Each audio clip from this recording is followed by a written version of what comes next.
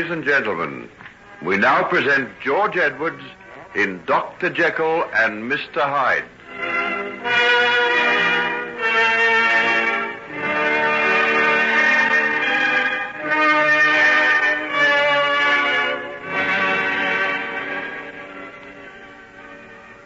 No, you mustn't eat it. I won't let you. What?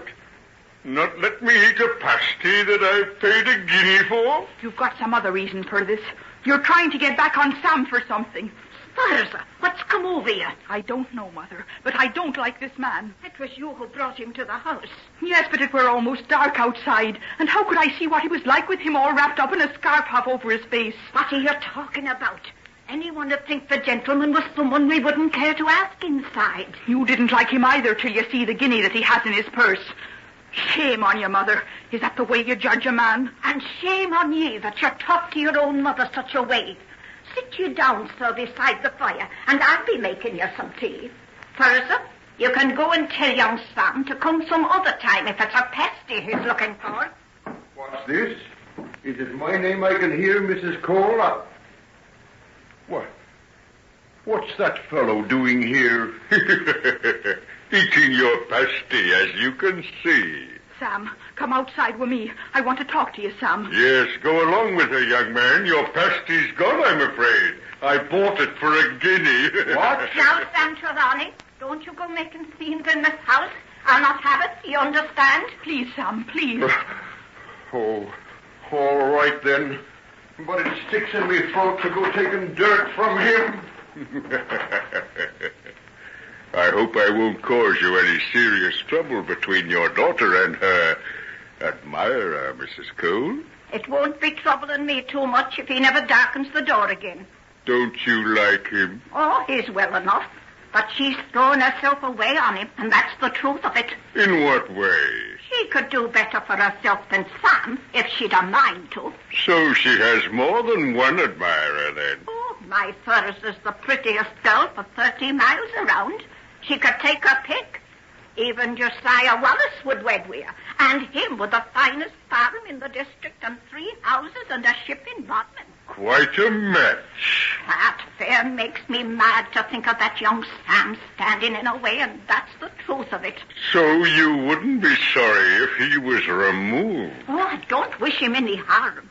But I don't want to see my girl wed to a poor man the same as I was. Well, we'll have to see what we can do. We'll have to see. I'm not saying that the widow Cole weren't a lot to blame for what happened. Fair daft she must have been to be took in by a scoundrel like Hyde. But was she taken in? Aye, there you be right. She were dazzled by his guineas, if you be asking me. And the good Lord knows he had a power of money in his purse. There's your shooter yourself sitting there dancing half the night. Let your gentleman be. Oh, hold your noise, woman. The doctor wants to hear all about young Sam and that feller Hyde. Don't you, sir? Yes. Let me hear it all. Well, as I was saying, the widow Cole were fair dazzled by his guineas. Brazen it were, and at her age, too. You could have knocked me down with a feather when he moved his traps out of this here inn and went off to live with them. He did, too. You know, he went off from the inn on their invitation. And how did the rest of the village take it? Oh, it were open scandal, so it were. When she began to wear them flash clothes, bought, if you please, at Josiah Wallace's store in Bodmin, where things reached a pretty pass.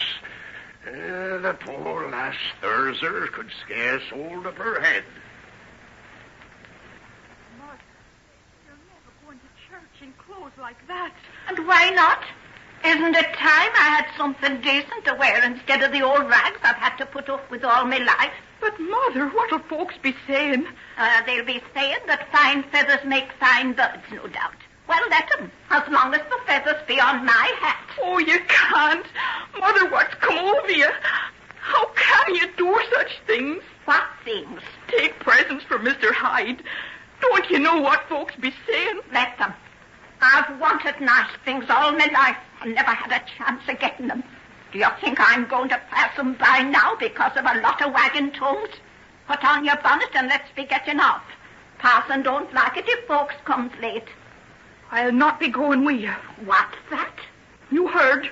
Put on your things this minute, or do I have to fetch you a slap across the ear to remind you I'm your mother? It'd take more than that to make me know that the woman standing afore me now, dressed in them clothes that she got in such a way as any mother of mine.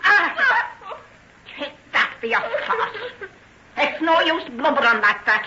I'll have no child of mine give me a lip while she's living in my house. Very well, then. I'll go. You'll what? Either that man Hyde goes or I do. And who are you, miss, to set yourself up in judgment of your mother? Would you be asking me to condone the things I knows are going on? Do you think I'm blind and deaf? I'll be asking you to mind your own business. What my mother does and what folks say about her is my business. And if I can do aught to bring it to your senses, I'll do it. You'd be a deal better advised to come to your senses yourself. Look at the fine length of silk he brought you home 2 days ago. And what did you do with it? Put it in the fire. The same as I'd burn any other of the devil's things he brings into the house. That man's a fiend. There's not been aught of happiness or peace or good about the place ever since the first minute he set foot here. Didn't he and Sam get into Holt's right away on account of the way he beat the poor dog? And what's that got to do with you and me? Has he ever said a word that's out of place or been anything except a perfect gentleman the whole time he's been stopping here with me? And have we done anything but quarrel and have ill feeling between us? Us has lived peaceable all these years. And will Sam come about the place when there's any danger of coming face to face with him? Maybe in time to come you'll be grateful to him for that. If you think you'll get me to marry Josiah Wallace that way, is that the reason that you had him here to stay? Because you knew it'd cause trouble between me and Sam? I had him here because he offered to pay me good money for the room. And I was sick of sweating and slaving on the farm for every penny I got. And right glad I was of the chance of getting some easy. What a pleasant domestic scene. Mother and daughter exchanging a few home truths. You devil, you devil.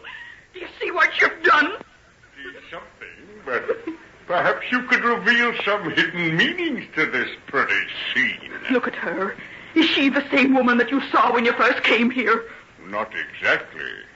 But I can't say that the change isn't for the better. Can't you? Do you think she's better in them clothes and that hat and her face all painted and powdered? Oh, how can you? How can you? Why did you want to come and bring such sorrow onto us? What can you want? We're making a fool out of her. I have my own peculiar methods of enjoyment. I haven't never hated anyone in all my life before.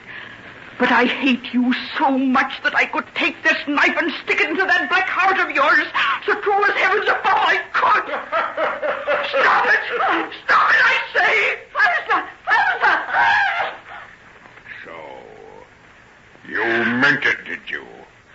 You tried to stab me. Don't. Oh, let me go, let me go. Not till you get down on your knees and beg my pardon and say you're sorry. I won't. I'm not sorry. I wish I'd killed you. I'm very strong. I can break this wrist of yours. I shouldn't like to have to do it, but I will. Oh, let her go. Let her go. Don't do that. Get out of my way, you rattle fool. And now, my pretty little vixen, will you get down on your knees and do as I say? No. No, I won't. I hate you. That's better. Now we're getting to it. Down you go. Both knees. Now, your head on the ground. Right down until it touches my boots. No. Then one twist more and that should be enough. I thought it would be. Now say you're sorry and I'll let you go. I'm sorry. You're a nice, kind gentleman, and I'm grateful for what you've done for Mother and myself. You're a nice, kind gentleman, and I'm grateful for what you've done. Oh, let me go. I can't stand the pain. Sorry, say the rest of it. Come on, say the rest of it for Mother and myself. For Mother and myself. That's right. Now I'll let you go and you can get up. Elsa, don't touch me. Don't touch me. You're as bad as him. I never want to see either of you as long as I live. Elsa, where be you going? Let her go, let her go. She can't go far. She hasn't either clothes or money. Oh, how could you do it to her? She's right. You are a fiend. Oh, how could I ever have had anything to do with you? Because you're a contemptible, money-grabbing, unscrupulous hag. Where are you going? To pack my things. I've had enough of simple village life.